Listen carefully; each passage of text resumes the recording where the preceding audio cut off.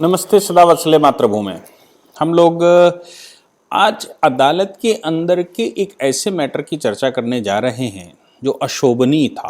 अशोभनीय मैं कहूँ, उसके अलावा हमारे देश के लिए शर्मसार था और ऑनरेबल हाई कोर्ट ने उस पर फैसला दिया। इससे पहले आज दीपावली की आप सभी को शुभकामनाएं। अब भारत में ये लगने लगा है कि भारत में इस तरह के त्यौहार मनाए जाने लगे हैं। पहले आज से 7-8 वर्ष पहले त्योहारों पर प्रधानमंत्री, राष्ट्रपति, मुख्यमंत्री लोग सुबह एक ट्वीट किया करते थे शुभकामनाओं के लिए। लेकिन अयोध्या में जिस प्रकार से दीपोत्सव माननीय प्रधानमंत्री जी ने, योगी जी ने मनाया है, वो मुझे लगता है कि हमारे समाज के लिए, हमारे देश की संस्कृति के लिए, भारतवर्ष के लिए एक स्वर्णिम अवसर है, एक स्वर्णिम अध्याय लिखा जा रहा है।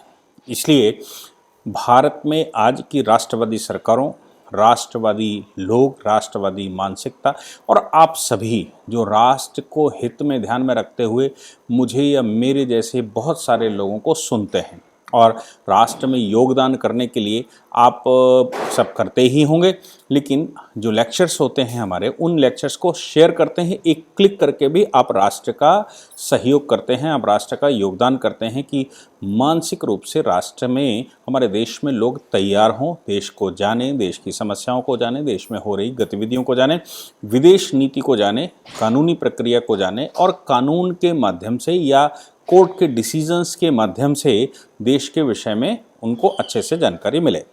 विषय दूसरा है। विषय हालांकि ये विषय मुझे लेना नहीं चाहिए था, फिर भी मुझे लगा कि इंटरेस्टिंग किस्सा है, शर्मनाक तो है ही, लेकिन इस तरह की घटनाएं होती हैं, इसमें भी कोई शक नहीं। ऑनरेबल हाई कोर्ट में ऑनरेबल जस्टिस विजय बिश्नोई, ऑनरेबल जस्टिस फरजांद अली, इन दो जजेस की बेंच में ये केस गया। एडिशनल डिस्ट्रिक्ट जज भीलवाड़ा ने ये केस हाई कोर्ट में अगस्त 2018 में भेजा था। मामला क्या था? कोर्ट ने जो रिकमेंडेशन की, कोर्ट ने जो कार्रवाई की, उसमें हाई कोर्ट से कहा कि भाई ये जो विटनेस आए थे, कंटेम्नर जो है, जिसने कंटेम्प्ट किया है, यानी कि पुलिस वाले ने, ये विटनेस की तरह कोर्ट में आए थे। डिफेंस काउंसिल इनसे क्वेश्चन कर रहे थे और डिफेंस काउंसिल के क्वेश्चन होते समय, यानी कि डिफेंस तो क्वेश्चन करती है और जो जिसने केस बनाया है उसको फंसाती है। बहुत तेज एजिटेट हो गए और एजिटेट होने के बाद इन्होंने डिफेंस काउंसिल के थप्पड़ मार दिया। थप्पड़ मारने का परिणाम ये निकला कि विटनेस पूरा नहीं हो पाया, कोर्ट की प्रोसीडिंग में बाधा पैदा हुई और कोर्ट डिसीजन में समस्याएं आ गई। इसके बाद जो हुआ होगा, वकील के थप्पड़ मार दिया तो जो हुआ होगा आगे वो तो हम जानते ही हैं।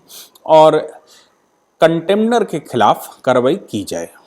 कंटेम्नर डिफेंस की तरह उपस्थित हुआ और उस पुलिस वाले ने कहा कि भाई हमने ऐसे नहीं मार दिया, हमको पहले हुआ क्या कि ये जब क्रॉस एग्जामिनेशन होना था उससे पहले ही डिफेंस काउंसिल मुझ पर दबाव बना रहे थे और ये कह रहे थे कि मैं जैसा कहूँ वैसा करिए। अदालत में कार्रवाई चल रही थी, उसी बीच में लाइट चली गई। लाइट चलते ही डिफेंस काउंसिल ने, यानी कि वकील साहब ने, पूरी जोर से मेरे लात मारी। मेरे लात मारने की वजह से मेरे पैर में बहुत तेज चोट लग गई, मैं आउट ऑफ कंट्रोल हो गया। आउट ऑफ कंट्रोल होने के बाद जब मैं थोड़ा सा अपने आप को संभाल पाया तो आउट ऑफ माइंड होने की वजह से मैंने सॉफ्ट थप्पड़ इनके मार दिया। ये डिफेंस का अपना तर्क था, यानी कि वो जो वकील साहब थे, वो जो पुलिस वाले हैं, उनका अपना तर्क है। कोर्ट ने प्रोसीडिंग शुरू की। हालांकि इसमें पुलिस का देखिए, पुलिस ने क्या किया। एक तो सेक्शन 228 इंडियन पिनल कोड की कार्रवाई होती है, जिसको कंटेम्प्ट ऑफ कोर्ट की तरह ही कहते हैं। कंटेम्प्ट ऑफ कोर्ट की खास बात यह है कि court of records high court और सुप्रीम कोर्ट होते हैं, इसलिए भारत की किसी भी अदालत में अगर कंटेम्प्ट हुआ है, कोर्ट की प्रोसीडिंग में बाधा पहुंचाई गई है, कोर्ट को असम्मान किया गया है, तो ऐसी परिस्थिति में केवल कंटेम्प्ट ऑफ कोर्ट का केस हाई कोर्ट और सुप्रीम कोर्ट में ही चल सकता है। और ये स्पेशल प्रोसीडिंग है, ये कॉन्स्टिट्यूशनल प्रोसीडिंग है, इसलिए सीआरपीसी, आईपीसी इस पर लागू नहीं होती है। कोर्ट की अपनी प्रोसीडिंग है और जो हाई कोर्ट रूल्स रहते हैं उनके तहत प्रोसीडिंग होती है। तो अगर निचली अदालत में इस तरह का कोई काम होता है तो वो निचली अदालत अपना केस बनाकर हाई कोर्ट को दे, हाई कोर्ट उस पर प्रोसीडिंग इनिशिएट करेगा। अगर उसको लगेगा कंटेम्प्ट ऑफ कोर्ट का केस बनता है तो करेगा, नहीं लगता है तो फिर वो वापस नीचे भेज देगा। अगर वो कंटेम्प्ट ऑफ कोर्ट का केस नहीं बनता है तो फिर इंडियन पीनल कोड में, भारतीय दंड संहिता की धारा 228 में ये प्रावधान दे रखा है कि अगर इंटेंशनल किसी ने इंसल्ट की है या पब्लिक सर्वेंट जो वहाँ पर हैं उनके काम में बाधा पहुँचाई है जुडिशियल प्रोसीडिंग के दौरान, तो उनके खिलाफ 228 आईपीसी की कार्रवाई होगी और उस कार्रवाई को के तहत ही उन पर केस चलेगा। हालांकि इस केस में कोर्ट की प्रोसीडिंग के दौरान इन्होंने, जब ये केस कंटेम्प्ट ऑफ कोर्ट का चला तो कांस्टेबल, वो जो पुलिस वाला व्यक्ति विटनेस बनकर आया था, उसने अनकंडीशनल अपॉलॉजी की, यानी कि बिना किसी शर्त के उन्होंने माफ़ी मांगी और माफ़ी मांगने के साथ साथ हाई कोर्ट में ये कहा कि आप कंटेम्प्ट ऑफ प्रोसीडिंग चला रहे हैं, मैं इसमें माफ़ी मांगता हूँ और मैं डिफेंस नहीं करना चाहता, मैं कोई आर्गूमेंट ही नहीं करना चाहता, मैं सिर्फ माफ़ी मांगना चाहता हूँ। यानी कि पुलिस अनकंडीशनल सरेंडर कर गई, पुलिस का जो व्यक्ति है। हालांकि इनके खिलाफ कई एक केसेस इन्होंने क्या किया, पुलिस ने क्या किया कि उसी अदालत में 156(3) 156 क्लॉज 3 का केस किया है। 156 क्लॉज 3 यानी कि 156(3) सीआरपीसी हम सब जानते हैं कि अगर पुलिस में कोई कंप्लेंट करवानी हो तो फिर अदालत में कंप्लेंट जाती है। 156(3) में अदालत को ये अधिकार होता है कि केस अगर प्राइमा फेसाई बनता है तो वो पुलिस को आदेश करती है, पुलिस उस पर एफआईआर लिखे और उस पर कार्रवाई शुरू कर दे। चूंकि अदालत के अंदर का मामला है इसलिए इन्होंने 156(3) में वो केस फाइल किया।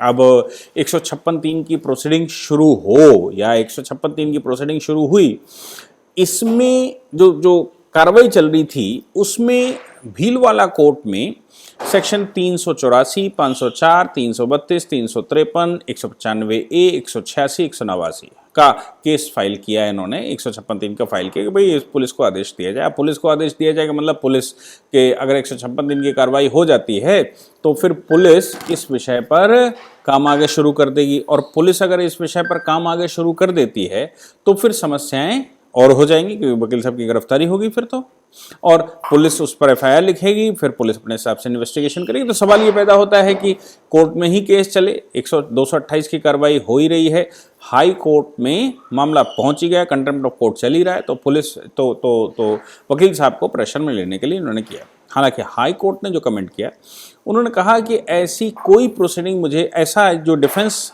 कह रहे हैं यानी कि जो कांस्टेबल कह रहा है उसमें कुछ ऐसा हमें नहीं मिला और मैं उनकी बात से जस्टिफाइड नहीं हूँ। यानी कि जो वो लात मारने की, बिजली चले जाने की स्टोरी बता रहे हैं वो स्टोरी पर विश्वास नहीं किया जा सकता क्योंकि वो स्टोरी बता नहीं पा रहे। लेकिन एक बात पक्की है कि इनको नौकरी करते 7 वर्ष हुए हैं, 7 वर्ष में ये पहली बार अदालत में पहुंचे और पहली बार अदालत में पहुंचने की वजह से इनको अदालत के नियम कानून नहीं मालूम और पहली बार ये डिफेंस ये जो हैं वो वहाँ विटनेस बनकर उपस्थित हुए थे। हालांकि मेरा मानना ये है कि जब पहली बार की बात करते हैं तो कोई भी विटनेस, घटनाएं जीवन में 1-2 ही होती हैं और मैं मानता हूँ कि 99.99% लोग विटनेस बनकर नहीं जाते हैं। केस ही नहीं होता तो केस जो चश्मदीद होगा वही जाएगा, तो वो पहली बार ही जाते हैं और जो पहली बार जाता है वो क्या बहक जाएगा, ये भी एक प्रश्न है। तो हाई कोर्ट का ऐसा कहना कि 7 वर्ष में ये पहली बार वहाँ उपस्थित हुए हैं विटनेस की तरह और ये इनका फर्स्ट टाइम है इसलिए, और इन्होंने अनकंडीशनल अपॉलॉजी मांगी है, अनकंडीशनल माफ़ी मांगी है, इसलिए ये कंटेम्प्ट ऑफ कोर्ट की प्रोसीडिंग यहीं डिस्पोज कर दी जाती है। हालांकि हाई कोर्ट ये कहता है कि हम इनकी बात से, उस बात से सहमत नहीं हैं जिसमें ये कह रहे हैं कि साहब पहले उन्होंने हमारे लात मारी थी, बत्ती चली गई थी या मैं उंगलियों पर नचाना चाहते हैं। अदालत के अंदर ये इस तरह की घटनाएं होती नहीं हैं। वकील आर्गूमेंट तो करता है, वकील आर्गूमेंट करता है, वकील फंसाएगा, वकील बात सत्यता निकालने के लिए बहुत सारे तरीके अपनाता है कोर्ट में आर्गूमेंट करते समय या क्रॉस एग्जामिनेशन करते समय, लेकिन क्रॉस एग्जामिनेशन करते समय लात मार देगा पिछवाड़े पर, ये मैंने आज तक अपनी लाइफ में नहीं सुना। हाँ, एक आध घटनाएं होती हैं, कोर्ट और वकीलों के बीच में तमाम तरह की बातें हो जाती हैं जिसमें आर्गूमेंट चल रहा होता है, लेकिन विटनेस को लात मार दी ऐसा कभी अदालत के अंदर ऐसा हुआ हो ऐसा नहीं सुना।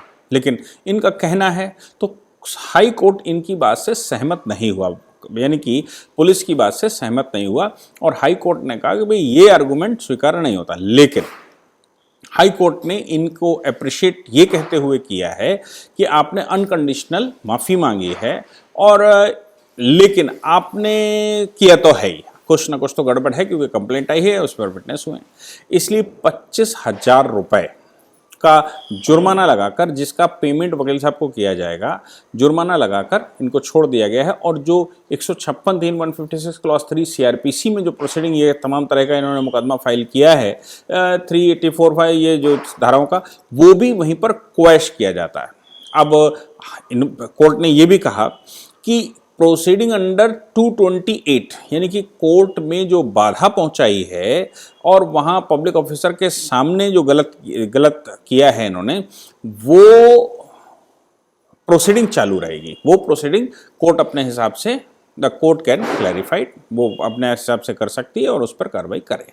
केस का नाम था ADJ Gulabpura Bhilwara versus Ramesh Chandra, Rajasthan high court का मामला है।